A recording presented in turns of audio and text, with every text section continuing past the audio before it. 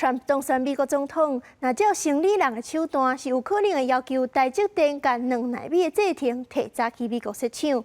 经济部长郭志辉就强调讲，咱台湾有技术保护法规定，2奈米的目前也袂使去国外生产。也若是 Trump 伫咧选前是放调，要甲中国扣60%的关税，对台湾扣10%至20%。郭志辉是强调讲，这对伫咧中国的台商影响较大，对伫其他地区的是无遐严重。美国总统大选由川普得到胜利，重新登去白宫。美国四大指数全部大起，出现庆祝的行情。初次台股开盘是跌，不过马上就大力反弹，盘中一时起超过200点。台积电的股价是起落震动，盘中一时起10块。外界烦恼讲，川普当选了后，会要求台积电2奈米制程提前去到美国设厂。我们台湾也有一些这个技术保护法在嘛，那现在2奈米能不能够到国外去生产？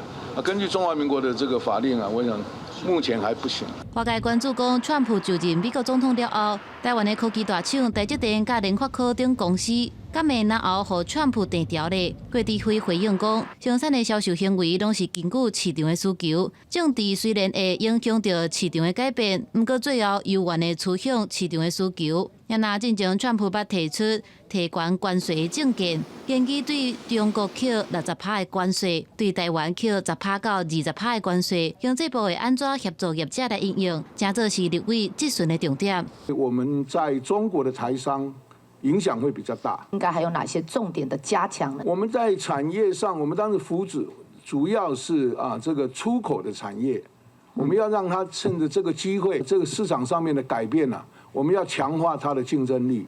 你首当其冲的会有哪些产业？美国的部分，因为它是科技国家嘛，所以大概科技商品会比较多啦，协助我们台湾的这个产业移到境外境外去生产这样。针对川普上任了后，可能改变关税制度，经济部长郭志辉表示，对国内中小型的企业会协助因走向数位甲低碳化，加快低成本甲高质化的发展脚步，提升国际竞争力。记者综合报道。